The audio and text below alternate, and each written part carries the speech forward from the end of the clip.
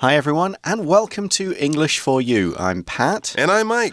So today we're discussing a very special poster, but before we get into that, were you one of those kids who had a lot of posters on their wall as a kid? I had tons of posters on my wall. What was on your wall? Oh gosh. My favorite bands. Right. I had some posters of some of my favorite bands. I had one poster of Vladimir Lenin. Okay. The leader of the Russian Revolution. Okay. It was just a cool poster. I don't know where I got it, but my mom used to be very upset about me having this poster of Lenin on my wall. She would say things like, if you get in a car accident, the police might bring you here and then they'll think you're a communist. I wasn't aware you grew up during the McCarthy era. It was the Cold War or something, and I was kind of like, really, Mom? Okay. Anyways, the problem was the poster was so big it just kept falling off the wall. Oh, yeah, so had that problem. That's what happened to Lenin. Yeah, I had quite a lot of stuff related to the Lord of the Rings on my walls. Okay. I had a few Lord of the Rings kind of posters. This is before the movies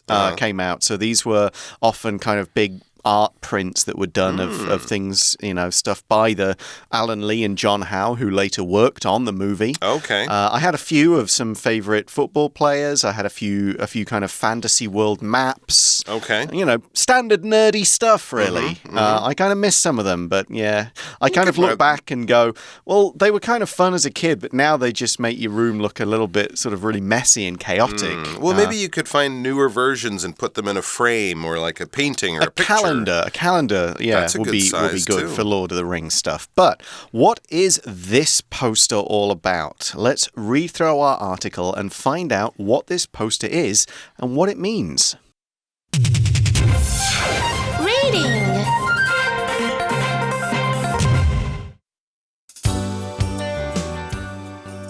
The story behind the Keep Calm posters. Keep calm and... You've seen these words hundreds of times on posters and t-shirts. What you might not know is the origin of the phrase. Keep calm and carry on was meant to help the British public stay brave while their country was bombed during World War II. The British government came up with 3 posters that gave messages of hope. One said, "Your courage, your cheerfulness, your resolution will bring us victory." Another poster urged people to defend their freedom. They were put up in train stations and shop windows. The Keep Calm poster is the one that became a cultural icon. However, it was not used during the war. It was printed, but workers never put them up. Surprisingly, one of these posters was found in a used bookshop about 20 years ago. These 5 simple words spread around the world when replica posters started appearing in the mid-2000s. During a time when people were panicked by terrible events in the world, Keep Calm and Carry On gave comfort to citizens everywhere.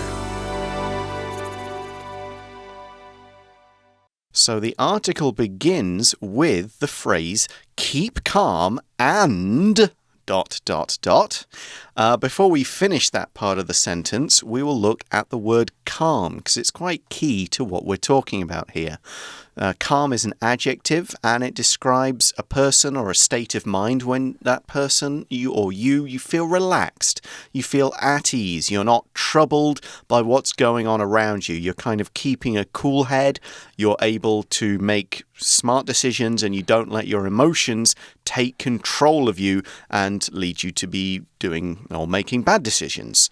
For example, doctors and nurses must be able to stay calm during moments of stress. So instead of bursting into tears or yelling or just running away, you kind of go, well, wait a minute, hold on, breathe for a second, let's deal with whatever the problem is here and deal with it properly.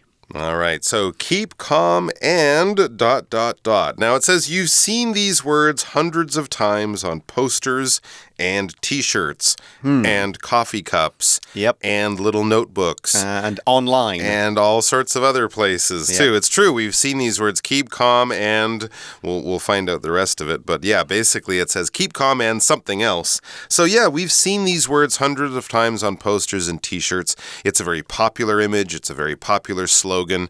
And especially in the last 5 or 10 years, it's become very, very popular. But here's the question. Yep.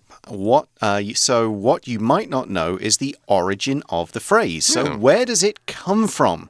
That's what the word origin means. The place or the time or basically what started a particular thing. You know, where did it begin? Who created it? Who first wrote it? How did this thing develop in its very early stages? Where did it start? For example, we could say this book is about the origins of jazz music. So how did jazz music first begin? Who started playing it? Who came up with the first kind of jazz songs and made it an actual separate style of music? So this phrase, keep calm and whatever, we'll find out in the next sentence. Where did it come from? What's the whole idea here? Yeah, what are the origins? Well, it says keep calm and carry on was meant to help the British public stay brave while their country was bombed during World War II. So that was the origin of the phrase. It came from wartime Britain back in the 1940s during World War II. Britain was being bombed in some cases nightly by the German Nazi Air Force. They call this the Blitz in Britain. And normal people had to sort of run to shelters, hide in their basement. They would come at any time of the day or night, usually at night. Sirens would wake you up. You'd have to get the kids out of bed, go run down the street or go into your backyard where you dug a hole basically in the ground to hide in that. So this is a very scary, stressful, frightening time. And it would be easy just to sort of lock yourself at home and cry yourself to sleep every night because you're terrified. You could die basically almost any time the normal safety and peace and rhythm of daily life is upset all the time by this chance to be killed by bombs falling from the sky. So they wanted people to stay calm, don't panic, don't start screaming and running around like there's nothing you can do about it. So try to stay calm and carry on. All right, this phrasal verb carry on basically means continue what you are doing. Don't stop, just keep going at it. Don't get distracted or don't give up. That's right. Don't feel like life is hopeless or don't feel that your fear is so great that you can't do what you need to do. Carry on. So basically keep calm and keep doing what you're doing, whatever that might be. If you're a mom, keep taking care of your kids. If you're a milkman, keep delivering the milk. If you're a soldier, keep reporting to your base or doing your job. That's the best that everyone can do. Yes, it's kind of implied that people are carrying on in spite of difficulties. Right, like danger and stress. Yeah, so basically they wanted to make sure everybody continued to go to work, whether that was making food, whether that was helping out with the war effort, raising money or driving buses or ambulances. Making weapons, that kind of thing, doing and cleaning up after all of these bomb raids. Like, don't stop and just spend your life hiding in there or just kind of give up or try and escape to a country that wasn't getting bombed. Keep calm and carry on what you're doing. And so this phrase was meant to help the British people stay brave. If something is meant to do something, that is its purpose. That's its intention. That is what you're trying to make happen, basically. So that's why it was created. It was supposed to help the British people stay brave, kind of encourage them, just give them a reason to keep going, give them a slogan that they could follow. If they feel bad, they just go, okay, keep calm and carry on, and eventually things will get better. So we see in the article that the British government came up with not just one, but 3 posters that gave messages of hope. Okay, so this is what governments had to do to kind of keep the people at home carrying on, doing all their jobs, staying brave, supporting their soldiers who are away fighting in Europe, all of those things, or, not giving up and saying to their leaders, no, we've had enough, we're going to surrender, we're going to decide we're going to lose this war just to save our lives. So they wanted to give them messages of hope that Britain could come through the war, they'd end up being victorious, that it would all work out well in the end. And they came up with 3, not just 1, but 3 of these posters. To come up with something just means to think of something, to create that idea.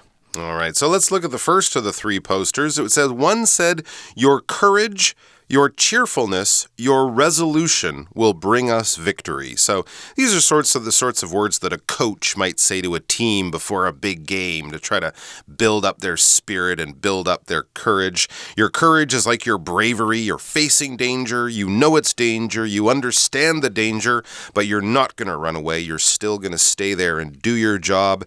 And, well, if bad things happen, you're not going to let everyone down. You're showing your courage or your bravery in the face of danger. Your cheerfulness is just being cheerful, being in a good mood.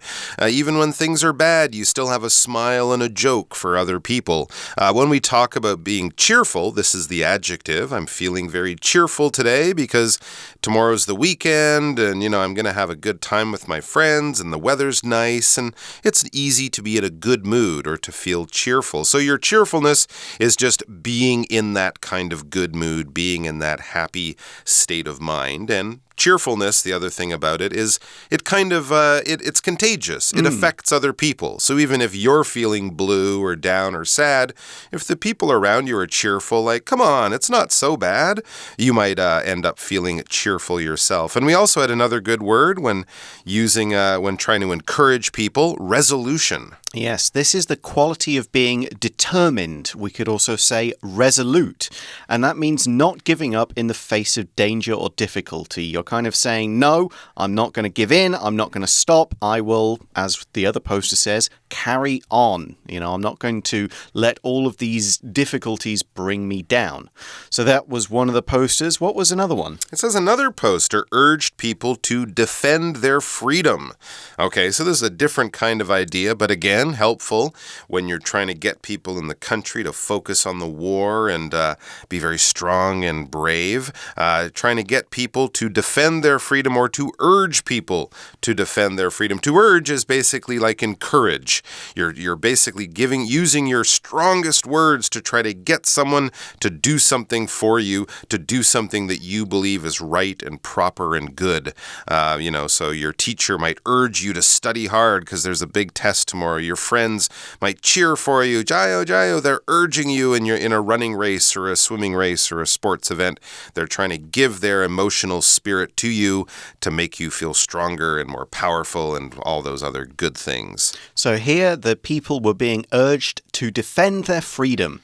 To defend something is to protect it from harm and kind of actively, not just passively, but kind of by fighting to protect yourself, to keep any damaging or harmful things away. So in a war, you would defend yourself. You'd use your armor or weapons to stop people attacking you. In a sports game, you would maybe defend your goal line or defend your basket so people can't score points against you. Here's another example. The king built a large castle to help defend the city, so protect all the buildings from people who wanted to attack it.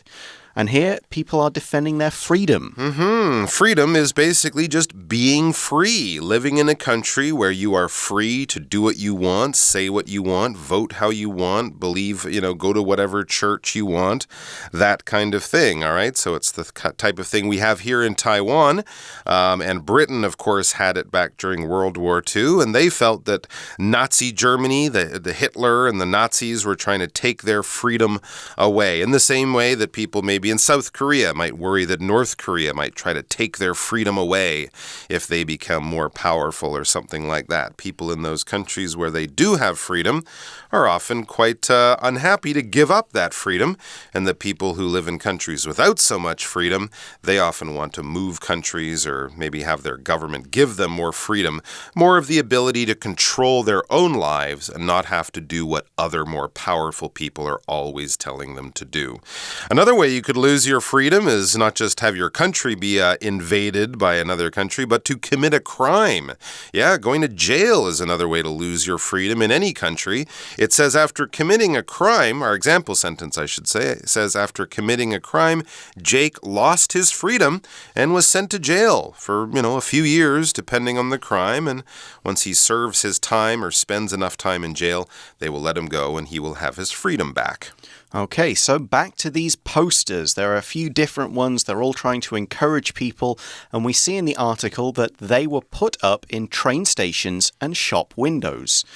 Here, the phrasal verb put something up. It means attach them to walls or other surfaces where they're easily visible.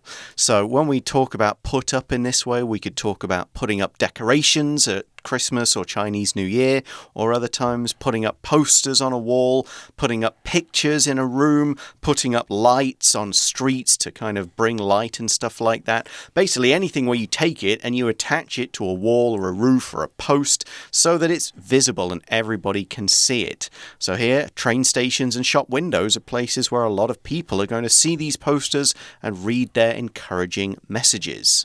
All right, it says the Keep Calm poster is the one that became a cultural icon. So yeah, these other posters were all made around the same time. The other two we've already talked about.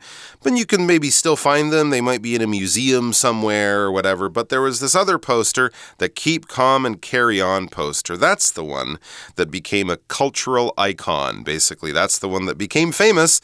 That's the one that we all know today, even though none of us were alive during World War II. An icon is basically sort of like a hero, something that's really widely recognized. If it's a person, we could say it's a hero, but if it's a thing, we could say it's a landmark or something like that. It's something that symbolizes a place, a time, an idea, a person, and it's widely recognized, widely understood. All right, so we can talk about, as I said, people being icons, places, things, designs, whatever it is. If it's widely known and widely respected, we could definitely describe it as an icon. So the Keep Calm poster is an icon, but as we see in the article, however, it was not used during the war. So we kind of think of this poster and its meaning relating back to the war, but nobody ever actually saw it at that time. It was printed, but workers never put them up. Wow, that's very interesting. So if you could take a time machine back to wartime London or Britain during the World War II, you wouldn't actually see the poster hanging on the walls anywhere. So they did make them. They did print the posters, but the workers whose job it was to go around and put these signs up all over the place, they never actually used them. They never put them up. Maybe they preferred one of the other ones. Interesting. That's probably why it was so interesting when it came out a few years ago. Yes. Because none of us had ever really seen it before. Exactly. We see we're kind of moving on now to the modern kind of poster and how it has become popular again, or for the first time, really. Surprisingly, the article says, one of these posters was found in a used bookshop about 20 years ago. So a shop that sells books that have already been bought and read by people, just second-hand books, and they had a few of these posters, or one of these posters hanging around. So people must have seen it and gone, hey, that's kind of cool. I like the message that's in there. Definitely. And these 5 simple words spread around the world when replica posters started appearing in the mid-2000s. The Keep Calm, Carry On. These 5 simple words, they spread around the world. They became popular not just in Britain or places where World War II had really occurred, but all over the place when replica posters. A replica is basically a copy. These are not old posters from the 1940s. Those would be very valuable or in not very good condition. So these are modern copies. Of course, when people like something, they'll just keep making more copies as long as they can sell them. So any ones that we have, unless you bought it for a large amount of money, is probably a copy of one of the original posters. Okay, so why during the mid-2000s? Well, we see in the article that during a time when people were panicked by terrible events in the world, Keep Calm and Carry On gave comfort to citizens everywhere. So here we're saying people were panicked. Panic is often seen as a noun, but if a person is panicked. If you panic as a verb, this means you lose control due to kind of fear, due to just concern. It's almost like the opposite of calm. If you're calm, you kind of keep control of your emotions. But if you panic, you let them take over you and you react in a way that's possibly dangerous or definitely not very smart just because you're too frightened, you're too worried about something, and you just cannot control yourself. Here's an example sentence. Don't panic, but I think I can smell smoke. Uh-oh, that's not good. And we also had the word comfort. To comfort or comfort is when you basically make someone's life easier, more, I don't know, comfortable. We often use that adjective, comfortable. Well, if something is comfortable, it provides you with a lot of comfort. It makes you feel relaxed, safe, warm. All your pains, your aches, your pains, your worries are going away. You know, we look for comfort at home. We look for comfort with our friends. If we need a lot of comfort, you might say, I need a hug. And someone will give you a hug and comfort you. We can also use it as a verb. Parents will comfort their kids when they're crying. Nurses will comfort patients when they're sick or in pain in a hospital. They're basically taking away some of these bad things that are affecting you in a bad kind of way and making things better. For example, having close friends and family can be a great comfort during difficult times. And even reading an encouraging slogan or sign or words on a poster can also give people comfort. And I think maybe that explains why keep calm and carry on is still a good thing to remember today when you're feeling stressed out and upset and unhappy with life. So that brings us to the end of the article. Let's go to our For You Chat question.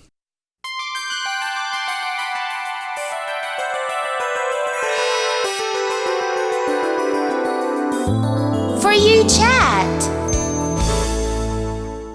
Today's question is, what other kinds of famous posters or phrases do you know about?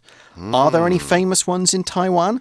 And what about famous product advertisements? I guess I think of the Your Country Needs You. Which is, I think, like First World War. That right? Lord Kitchener? Where the guy's with a mustache is pointing at you, basically saying, join the army, fight, defend your shores. Right. That kind of thing. And there's an American version with Uncle Sam on it, basically having the same thing. It says enlist or, yes, sign up, join the army. Exactly. Another famous one that kind of became a phrase, too, from World War II, loose lips sink ships, or careless talk costs lives. Yes. And the poster would sort of show two people talking, maybe two sailors or soldiers talking about some of the plans that are coming up for the army. And meanwhile, in the coffee shop or in the bar, there's someone listening in, and that someone would, of course, be a German or a Japanese spy. So they're kind of saying, outside of the office, don't have any business chat because your business might be very interesting to spies and other bad people. I don't know any in Taiwan because they'll appear in Chinese rather than English, and my Chinese isn't good enough to kind of understand them. I'm sure that many kind of political groups have used sort of posters like this to encourage. Maybe some of them have become famous. Product advertisements, a lot of big products and brands use slogans like I'm loving it for McDonald's or just do it for Nike and all of those ones like that. They are famous all over the world. Absolutely. But that is all the time we have for today. Thanks for listening to us, everybody. For English for You, I'm Pat. And I'm Mike. Let's talk to you again soon. Bye for now. Take care. The story behind the Keep Calm posters. Keep calm and... You've seen these words hundreds of times on posters and t-shirts. What you might not know is the origin of the phrase. Keep calm and carry on was meant to help the British public stay brave while their country was bombed during World War II. The British government came up with 3 posters that gave messages of hope. One said, "Your courage, your cheerfulness, your resolution will bring us victory." Another poster urged people to defend their freedom. They were put up in train stations and shop windows. The Keep Calm poster is the one that became a cultural icon. However, it was not used during the war. It was printed, but workers never put them up. Surprisingly, one of these posters was found in a used bookshop about 20 years ago. These 5 simple words spread around the world when replica posters started appearing in the mid-2000s. During a time when people were panicked by terrible events in the world, Keep Calm and Carry On gave comfort to citizens everywhere.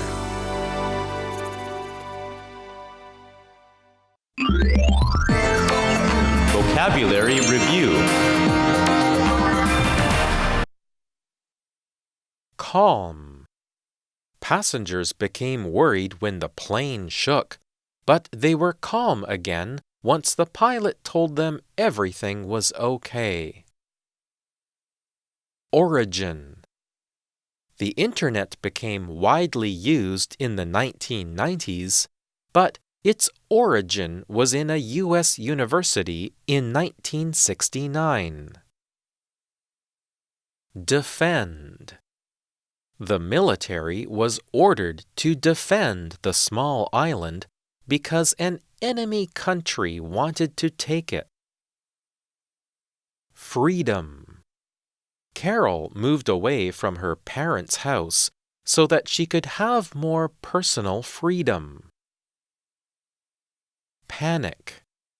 When Jim heard strange noises at night, he panicked and called the police. Comfort. Talking with her best friend gave Karen some comfort when she was bothered by problems at home. 智慧小补帖 Cheerfulness. Resolution. Urge. Icon. Replica.